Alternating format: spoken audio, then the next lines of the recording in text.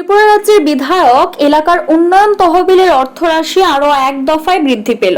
একজন বিধায়ক তার নিজ এলাকার উন্নয়নের জন্য বছরে 50 লক্ষ টাকা খরচ করতে পারতেন। শুক্রবার বিধানসভা অধিবেশনের প্রথম দিন মুখ্যমন্ত্রী অধ্যাপক ডক্টর মানিক সাহা এই অর্থরাশির সংখ্যা আরও 25 লক্ষ টাকা বৃদ্ধি করার কথা ঘোষণা দিলেন। সব মিলিয়ে এখন বিধায়করা এলাকার উন্নয়নের জন্য বছরে 75 লক্ষ টাকা খরচ করতে পারবেন। এই প্রসঙ্গে মুখ্যমন্ত্রীর বক্তব্য প্রায়শই বিধায়কদের তরফে তার কাছে আহ্বান জানানো হয় উন্নয়ন তহবিলের অর্থরাশির সংখ্যা আরো বৃদ্ধি করার জন্য। বিধায়কদের আহ্বানের প্রেক্ষিতে তিনি সিদ্ধান্ত নিয়েছেন বলে জানান। এর জন্য রাজ্য সরকারের এই খাতে বছরে আরো 15 কোটি টাকা বেশি খরচ হবে বলে জানান মুখ্যমন্ত্রী। মুখ্যমন্ত্রীর এই ঘোষণার পর বিরোধী দলনেতা অনিমেষ দেববর্মা এবং বাম দলের আরো কয়েকজন বিধায়ক মুখ্যমন্ত্রীর কাছে আহ্বান জানান এই অর্থরাশিকে বাড়িয়ে 1 কোটি টাকা করার জন্য।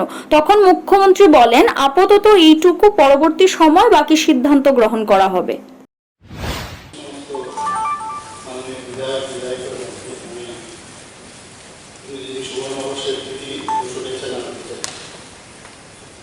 আমরা জানি যে বিধায়ক এলাকা উন্নয়ন করে। এখন বর্তমানে আমাদের 50 লক্ষ টাকা করে এবং তাতে করে আমাদের 7 জন মেম্বার থেকে 30 কোটি টাকা দেয়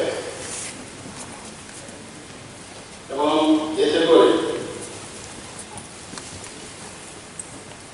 প্রায় 45 কোটি টাকা বলা হয়।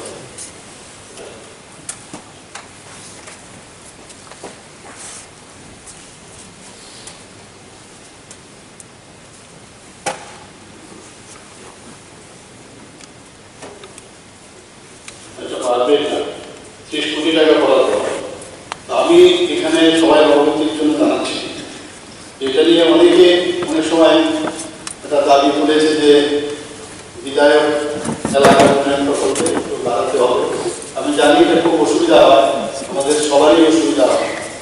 তো এর জন্য আমি ঘোষণা দিতে চাই এই বিধানসভায় যে আরো 25 লক্ষ টাকা করে সবার জন্য আরো বরাদ্দ হবে।